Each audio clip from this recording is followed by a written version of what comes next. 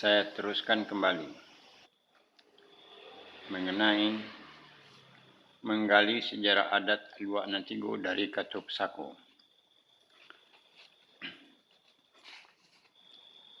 Ini sambungan dari tahun kelahiran Rajo Sri Maharajo Dirajo, yaitu yang kedua dari bawah ke atas. Untuk menentukan tahun kelahiran Rajo Sri Maharajo Dirajo, kita berpijak kepada para pewaris adat dua kelarasan, yaitu pewaris adat kelarasan Koto Piliang yang dibuat oleh Sultan Paduka Basa Datuk Ketumanggungan. Sultan Paduka Basa Datuk Ketumanggungan adalah anak dari Rajo Sri Maharajo Dirajo dengan istrinya yang ketiga bernama Putih Indo Jalito. Kemudian, Sultan Paduka Basa Datuk Ketumanggungan mewariskan untuk memimpin adat kelarasan Koto Piliang kepada kemenakannya yang bernama Ki Lap Cayo. Kemudian, Ki Lap Cayo diberikan gelar Pusako Adat Datuk Bandaro Putih atau yang pertama. Ki Lap Cayo Datuk Bandaro Putih yang pertama ini adalah anak dari Putih Jamilan. Putih Jamilan adalah saudara kandung seayah seibu dengan Jatang Sultan Balun Datuk Parapati Sabatang, dan saudara tiri seibu berlain ayah dengan Sultan Paduka Basa Datuk Ketumanggungan.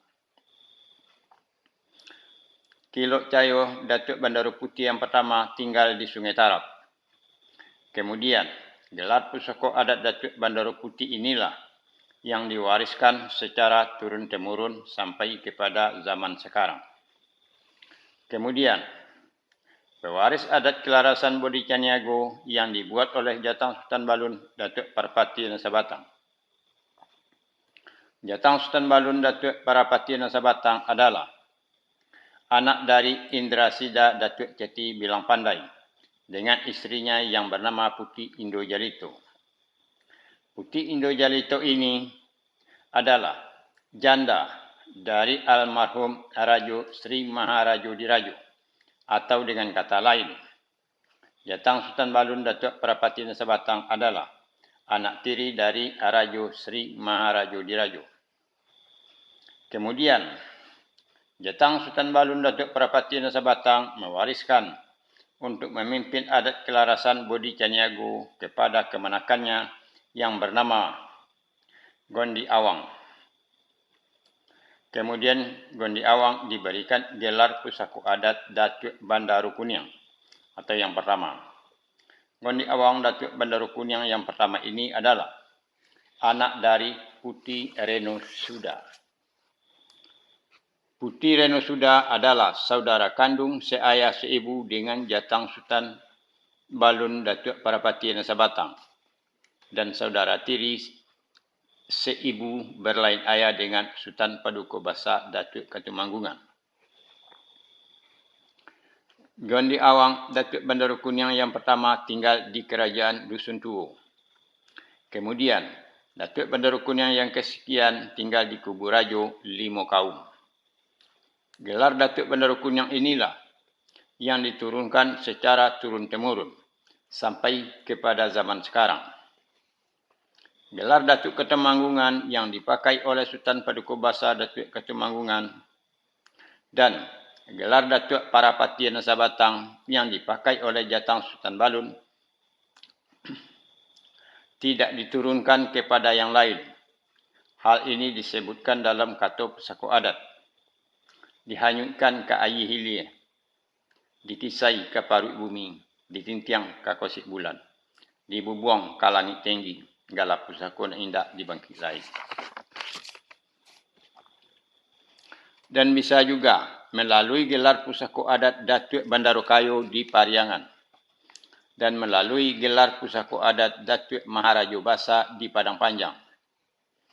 Kedua buah gelar Pusako Adat ini diturunkan dari zaman dahulu secara turun-temurun. Dimulai dari Warma Dewa yang diberi gelar Pusako Adat Datuk Bandarukayo atau yang pertama.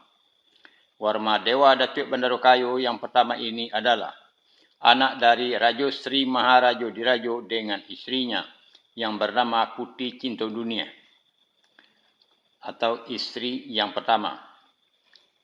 Dan Indah Suda yang diberi gelar Pusako Adat Datuk Maharajo Basa atau yang pertama.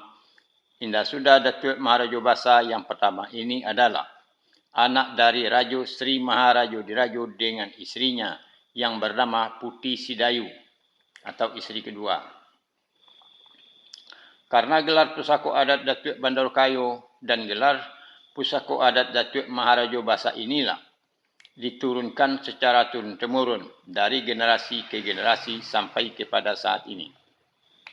Bisa memulainya dari orang yang terakhir memakai gelar Datuk Bandarukayo di Pariangan dan orang yang terakhir memakai gelar Pusako Adat Datuk Maharajo Basa di Padang Panjang.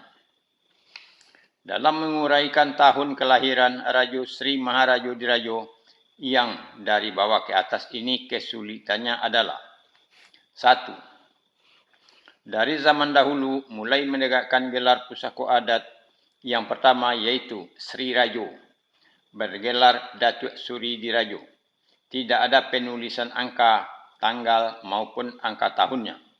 Disebabkan orang-orang pada zaman itu adalah belum bisa membaca dan menulis dan semuanya dilakukan secara lisan.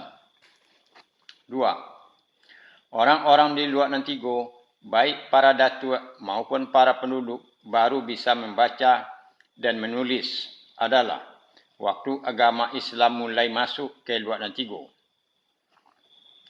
Menurut Dr. Andes M.D. Mansur dan rekan-rekan dalam bukunya Sejarah Minangkabau, terbitan 1970 Masehi, agama Islam mulai masuk di luar Nantigo pada abad ke-7 dan permulaan abad ke-8. 3. Sesudah agama Islam masuk ke luar Nantigo, para datuk dan para penduduk memeluk agama Islam dan sudah bisa menulis dan membaca bahasa Arab. Dalam setiap menegakkan datuk yang baru, tetap tidak menuliskan angka, tanggal dan angka tahunnya. Disebabkan sudah menjadi kebiasaan dari dahulu. Karena dari zaman dahulu juga tidak dituliskan angka, tanggal dan angka tahunnya pada setiap menegakkan datuk yang baru. Dan hal ini tetap berlanjut kepada zaman sekarang. Menurut para datuk-datuk itu yang tinggal di kampung-kampung, angka, tanggal dan angka tahun menegakkan datuk itu tidak begitu penting. Karena dianggap tidak penting, maka tidak dituliskan.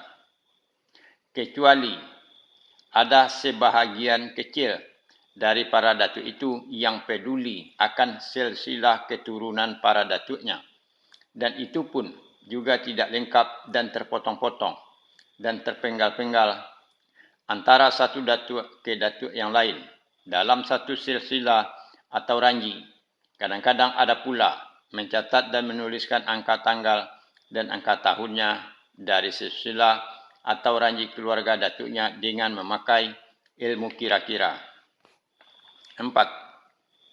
Angka tanggal dan angka tahun yang bersumber dari catatan-catatan buku tambu. Penulis buku tambu itu sendiri banyak yang tidak menuliskan angka tanggal dan angka tahun penulisan buku tambu itu. Dan yang lebih parah lagi, nama penulis buku tambu itu juga tidak dituliskan dalam buku tambu itu sebagai pertanggungan jawab dari penulisnya.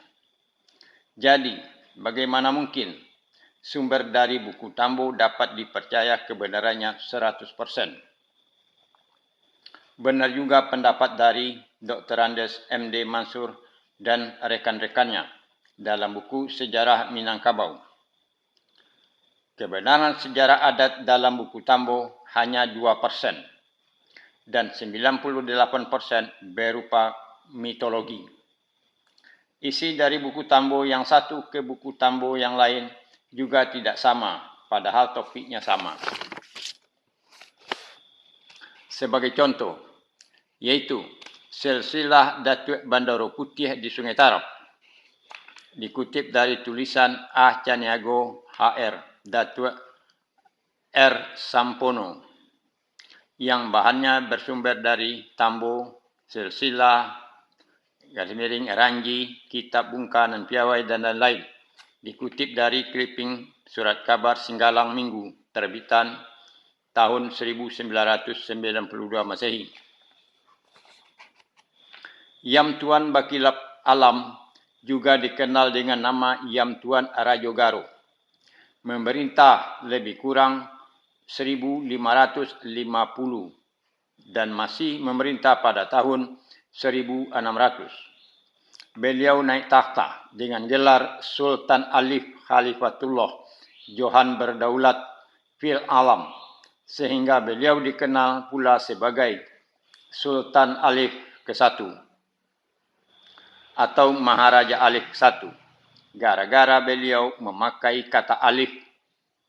Banyak sejarawan di belakang hari menganggap beliau sebagai raja yang menganut Islam untuk pertama kali. Yang jelas, beliau adalah raja pertama dari wangsa Tuan Gadi untuk tahta Raja Alam. Di samping itu, beliau juga dikenal sebagai Tuan Bujang ke-4 dan Rajo Bagewang ke-3. Sebelum menjadi raja, gelar resmi beliau adalah Datuk Bandaro Putih ke-7 atau Tuan Titah ke-7. Menurut M. Rashid Manggis, Datuk Rajo Pangulu, dalam bukunya Sejarah Ringkas Minangkabau, terbitkan Mutiara, Jakarta 1982. Sultan Bakilap Alam adalah Raja Alam Pagaruyung yang ketiga. Memerintah tahun 1425 sampai dengan 1475 Masehi. Dan Sultan Alif adalah Raja Alam Pagaruyung yang kelima. Memerintah dari tahun 1560 sampai dengan 1580 Masehi, yang bersumber dari buku Tambo Alam Minangkabau. Kemudian, menurut Dr. Andes M.D. Mansur dan rekan-rekannya, dalam buku Sejarah Minangkabau, Sultan Alif adalah Raja Alam Pagaruyung yang ketiga, berkuasa antara pertengahan abad ke-16, dalam kurung lebih kurang 1560 Masehi. Dari tulisan A. Caniago HR Datuk R. Sampono yang bersumber dari buku Tambo, Silsilah, Ranji, Kitab Bungka dan Piawai, Yam Tuan Bakilap Alam bergelar juga Sultan Alif yang orangnya adalah satu orang. Dari tulisan M. Rashid Manggis Datuk Rajo Penghulu yang bersumber dari Tambo Alam Minangkabau, Sultan Bakilap Alam satu orang dan Sultan Alif juga satu orang. Begitu juga dengan tulisan Dr. Andes M.D. Mansur dan rekan-rekannya. Sultan Alif adalah Raja Alam yang ketiga. Dan menurut M. Rashid Manggis, Datuk Raja Pengulu, Sultan Alif adalah Raja Alam yang kelima. Kesimpulannya adalah, dalam hal pencatatan sejarah di luar Nantigo, belum adanya satu kesamaan. Kelima, hal ini disebabkan gelar pusako adat Datuk ditegakkan dan dipilih memakai kato mufakat, urang dan sakato kaum. Dalam menentukan tahun kelahiran Rajo Sri Maharajo Dirajo, dari bawah ke atas tidak bisa dihitung dengan tepat, disebabkan tidak ada catatan yang pasti dan keturunannya sudah banyak sekali. Belum lagi kalau seorang datuk meninggal dunia, kemudian gelar pusako adat datuknya belum bisa ditegakkan atau diwariskan kepada kemenakannya disebabkan ada dua hal. Pertama, pewaris gelar pusako adat datuk dalam kaumnya belum ada yang sepakat, maka gelar pusako adat datuknya dipakukan terlebih dahulu. Dan untuk membangkitnya kembali, gelar pusako adat Datuk itu, waktunya tidak ditentukan. Bisa 1 tahun, bisa belasan tahun, dan bisa puluhan tahun, bahkan bisa ratusan tahun. Kalau orang sekaumnya menghendaki. Ini yang disebutkan dalam kata pusako adat. Dipakukan di tonggak panjang, dilantakkan di batu sondi, dibonamkan di kosiak bulan. Dan untuk membangkitnya kembali, inilah kata pusako adatnya. Mencabui nan tapaku, membongkar nan talanta, membangkit nan tabonam, nan tapaku di tonggak panjang, nan talanta di batu sondi, nan tabonam di kosiak bulan. Kedua, pewaris dari gelar pusako adat Datuk yang meninggal dunia itu belum ada yang tepat atau keturunannya belum lahir. Menurut garis keturunan ibu yang bertali darah. Kemudian, gelar pusako adat Datuk itu dilipek terlebih dahulu. Dan untuk membangkitnya dan mengembangkannya kembali, juga waktunya tidak ditentukan. Semuanya berpulang kepada orang sekaumnya. Bisa setahun, bisa belasan tahun, bisa puluhan tahun, dan bahkan bisa ratusan tahun lamanya. Sampai ada pewarisnya yang tepat dan pantas. Ini yang disebut dalam kata pusako adat. Dilipek di hamban purui, dihampai dalam lukisan, digantung di tonggak tonga. Dan untuk membangkitnya dan mengembangkannya kembali, inilah kata pusako adatnya. Mengombangkan nan balipe, menyaruangkan nan tahampai, menurunkan nan tagantung, nan balipe di hamban purui, nan tahampai dalam lukisan, nan tagantung di tonggak tonga.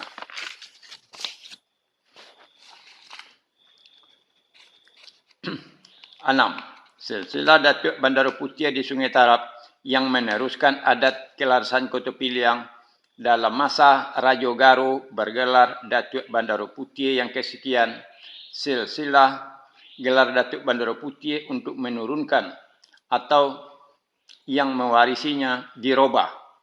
Dari mama turun kepada kemenakan diganti dengan dari ayah turun kepada anak. Hal ini terjadi pada waktu Raja Garo Datuk Bandar Putih yang kesekian diangkat menjadi Raja Alam di Pagaruyung dengan bertegak gelar Sultan Bakilap Alam. Sesudah Raja Garo Datuk Bandar Putih yang kesekian berganti jabatan dari Datuk atau Pangulu menjadi Raja Alam Minangkabau di Pagaruyung. Maka kemudian Raja Garo menurunkan atau mewariskan gelar pusako adat Datuk Bandar Putih kepada anaknya yang bernama Yam Tuan Raja Gamunyang yang menikah dengan Putih Andam Dewi dari Indrapura. Kemudian Yam Tuan Raja Gamunyang bergelar Datuk Bandar Putih yang kesekian. Jadi, semenjak Raja Garo, gelar pusako adat Datuk Bandar Putih diturunkan kepada anak. Dalam kata pusako adatnya disebutkan, adik Raja turun tamurun. Namun tetap dijaga tidak keluar dari lingkaran adat Putih Sundui Basundui. Artinya adalah gelar pusako adat berupa Datuk diturunkan kepada anak. Namun tetap tidak bergeser dari sebuah kaum. Kalaupun bergeser dari sebuah kaum itu, maka pergeseran itu selanjutnya menempatkan kembali kepada kaum itu. Sedangkan arti dari adat Putih Sundui Basundui adalah gelar pusako adat berupa Datuk diturunkan atau diwariskan dari mama kepada kemenakan. Dalam silsilah Datuk Bandar Putih ini tidak ada catatan mengenai catatan tahun dalam setiap pergantian jabatan gelar pusako adat Datuk Bandar Putih yang diturunkan atau diwariskan dari seorang ayah kepada anaknya. Dan juga entah berapa generasi adat Raja turun tamurun ini dilaksanakan, juga tidak ada catatan tahunnya yang pasti. Itulah kesulitan-kesulitan kalau mencari dan menentukan tahun kelahiran Raja Sri Maharaja Diraja dari bawah ke atas. sungguh berbelit dan berliku. Bak maelo bocong sunsang, di siku tersangkui, di sinan tersolek, di situ tersopi, di sinyak tersoke. Karena gelar pusako adat Datuk diturunkan kepada kemenakan. Berbeda dengan silsilah atau ranji, sultan-sultan atau raja-raja maupun kaisar-kaisar yang penurunannya atau warisannya kepada anak. Kalau silsilah atau ranji raja-raja dan kaisar-kaisar dalam pemerintahan raja atau kekaisarannya meninggal dunia, langsung diturunkan gelar raja atau kaisarnya kepada anaknya. Kalau anaknya masih kecil dan belum ada, pucuk pemerintahan bisa dialihkan kepada permaisuri dan angka tahunnya tetap tersambung dan berurutan. Dari kematian sultan, raja atau kaisar kepada ahli waris atau pengganti sultan, raja atau kaisar. Dan pucuk pemerintahnya tidak terhenti atau kosong sama sekali. Karena sistem pemerintahan berbentuk sultan, raja atau kaisar terpusat kepada satu orang. Sedangkan dalam sistem pemerintahan adat di luar Nantigo, sistem pemerintahan adat terletak kepada semua para datuk, iaitu pemerintahan bersama. Dalam susunan datuk ampit gini, kalau datuknya ada yang meninggal dunia, satu orang atau dua orang, dan belum ada penggantinya, walaupun dalam jangka waktu yang lama, sistem pemerintahan adat di luar Nantigo tetap berjalan dan berlanjut. Untuk menentukan tahun kelahiran Raja Sri Maharaja Dirajo dan dua saudaranya, yaitu Raja Sri Maharaja Depang dan Raja Sri Maharaja Ali, lebih masuk akal dari atas ke bawah. Kalau kita berpijak dan berpedoman kepada riwayat perjalanan sejarah Rajo dalam setiap menegakkan para datuk yang baru, dimulai dari tahun kelahiran, kemudian riwayat hidup dan perkawinan dari Iskandar Zulkarnain seperti sudah diuraikan dalam buku ini, yaitu ayah dari Raja Sri Maharaja Dirajo dan dua saudaranya yang lain. Sudah dibuktikan dengan setiap menegakkan para datuk yang baru di luar Nantigo secara turun-temurun dari generasi ke generasi sampai sekarang. Dengan alasan-alasan yang kuat seperti di bawah ini, alasan yang pertama adalah para datuk itu waktu memakai gelar pusako adat bersumpah sakti, yaitu bakato bana, babuek baik dan menghukum adil. Maksudnya dengan berkata benar, seorang datuk harus berkata yang benar dalam menyampaikan sesuatu kepada anak kemenakannya dan orang sekaum dan sekampung. Tidak boleh berdusta atau berbohong. Maksudnya dengan berbuat baik adalah seorang datuk harus berbuat baik dalam tindakannya sehari-hari. Berbuat baik kepada anak kemenakannya, berbuat baik kepada orang sekaum dan sekampungnya, berbuat baik kepada binatang, berbuat baik kepada alam dan isinya, dan tidak boleh berbuat yang kurang baik dan tercela, baik kepada orang dan binatang maupun kepada alam dan isinya. Maksudnya dengan menghukum adil adalah seorang datuk kalau menilai dan menghukum seseorang harus bertindak dengan adil. Yang benar harus dibenarkan, yang salah harus disalahkan. Walaupun terhadap anak kemenakannya, tidak boleh menghukum seseorang berat sebelah, seperti membelah betung. Yang sebelah diangkat dengan tangan ke atas, dan yang sebelah lagi dipijakkan dengan kaki ke bawah. Itulah sumpah sakti seorang datuk yang memakai gelar pusako adat di luar Nantigo. Nah, sekarang bagaimana kalau seorang datuk yang memakai gelar pusako adat itu tidak sesuai perbuatannya dengan sumpah sakti yang diucapkannya? Bagi seorang datuk yang melanggar isi sumpah sakti itu, tentu ada pula sanksinya, yaitu berupa kata-kata yang diucapkan juga sewaktu datuk itu mengucapkan sumpah sakti itu, yaitu Bila melanggar isi sumpah sati, disiko sumpah mangko balaku, disiko songsi mangko mangonai, dikutuak dek rajo Sri Maharajo Dirajo, dikutuak dek Datuk Katumanggungan, dikutuak dek Datuk Parapatian Sabatang. Sesudah agama Islam masuk ke luar Nantigo, ditambah dengan dikutuak dek Al-Quran 30 juz. Ka ateh indak bakutuak, ka bawah indak baure, di tengah digirik kumbang. Maksudnya, dikutuak dek Rajo Sri Maharajo Dirajo. Karena Rajo Sri Maharajo Dirajo adalah orang yang pertama membuat sistem pemerintahan adat di luar Nantigo. Kalau sistem pemerintahan adat yang dibuatnya disalahgunakan oleh para datuk, tentu beliau marah, walaupun beliau sudah meninggal dunia. Begitu juga dengan dikutuak dek Datuk Katemanggungan dan Datuk Parapatian Sabatang.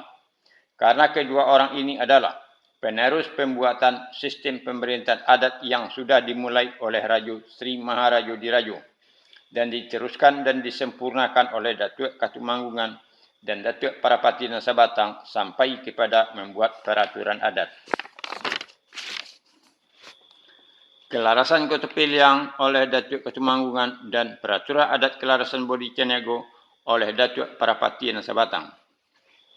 Dan beliau-beliau ini tentu akan marah jika adat yang sudah beliau buat dengan susah payah dirusak oleh para datuk yang memakai adat ini.